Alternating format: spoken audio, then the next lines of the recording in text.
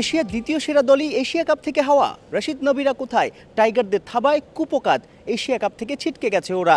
পাকিস্তানি এক সাংবাদিক বাংলাদেশের প্র্যাকটিস কভার করতে এসে ঠিক এইভাবেই রিপোর্টিং করছিলেন বা কথা বলছিলেন। সত্যিই তো বাংলাদেশ যেইভাবে আফগানিস্তানকে সবশেষ ম্যাচে হারিয়েছে, উড়িয়ে দিয়েছে, তাদের কনফিডেন্সটাও স্কাই হাই। পাশাপাশি সেই আফগানিস্তান পরের ম্যাচে শ্রীলঙ্কার কাছে হেরে, অর্থাৎ টাইগাররা শ্রীলঙ্কার জন্য দোয়া করেছে, প্রার্থনা করেছে কিংবা সাপোর্ট করেছে, সেই টাইগারদের আসলে সেইটা কাজে লেগেছে। বলা যায় শ্রীলঙ্কা দুর্দান্ত খেলে আফগানিস্তানকে উড়িয়ে দিয়ে বাংলাদেশকে নিয়েই সুপার ফোরে এসেছে। তবে বাংলাদেশ যাকে বন্ধু বলেছে একদিন পার হতেই তাকেই শত্রু ভাবছে, কারণ তাকেই হারাতে হবে, তাকেই আসলে ভেঙে চুরে দিতে হবে। দুবাই ইন্টারন্যাশনাল ক্রিকেট স্টেডিয়ামে বাংলাদেশ শ্রীলঙ্কা সুপার ফোরের প্রথম ক্ল্যাশ।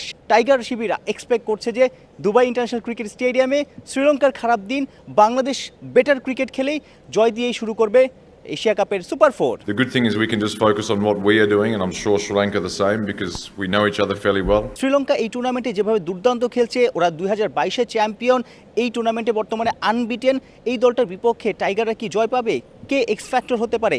শন টেট পেস বোলিং কোচ, তিনি মনে করেন দুবাইয়ের পিচে মুস্তাফিজের বোলিংটা, মুস্তাফিজের ফর্মটা দুর্দান্তভাবে কাজে লাগতে পারে। তার কার্টার স্লোয়ার, তার এক্সপিরিয়েন্স বাংলাদেশকে এগিয়ে নিতে পারে। একটা তথ্য দিয়ে রাখি, বাংলাদেশের পক্ষে আন্তর্জাতিক টি-20-তে সাকিব আল হাসান 149 উইকেট পেয়েছেন, মুস্তাফিজ 146 উইকেট। যদি সাকিবকে ছুঁয়ে ফেলেন, সাকিবকে টপকে যান, তাহলে কিন্তু বাংলাদেশও সুপার ফোরটা দুর্দান্তভাবে শুরু করবে। বলা যায় মুস্তাফিজের বোলিংয়েই শ্রীলঙ্কাকে উড়িয়ে দিয়ে ফাইনালে ওঠার রেসে অনেকটাই এগিয়ে যাবে। You know, I think with the Fizz, if he's in an environment where he's happy, I think he will perform well. He's obviously a big player for our team. দুবাইতে লঙ্কা বাংলা ক্ল্যাশের আগের দিন টাইগারদের চনমনে আত্মবিশ্বাসী লেগেছে, সবার মাঝে জেদ দেখা গেছে ভালো করার। তবে একটা বিষয় ঘুরপাক খাচ্ছে, অনেক বেশি আলোচনা হচ্ছে, শ্রীলঙ্কার বিপক্ষে দুবাইয়ের পিচে পঞ্চম বোলার কে হবে লিটনদের?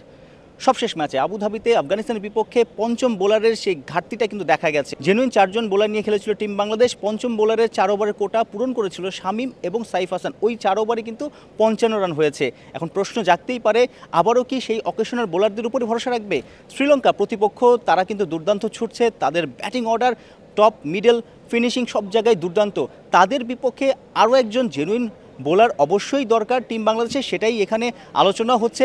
সেই জায়গাটাতে যতটুকু আঁচ পাওয়া গেছে প্র্যাকটিস দেখে, সোহান, জাকির আলী, শামীম পাটোয়ারি, 3 জনের মধ্যে যে কোনো একজনকে হয়তো ড্রপ দিয়ে পিচ বুঝে শেখ মেহেদি কিংবা তানজিম সাকিব যে কোনো একজনকে নেওয়া হতে পারে বেস্ট 11-এ। সাইফুল রূপক, 71, দুবাই, আরব আমিরাত।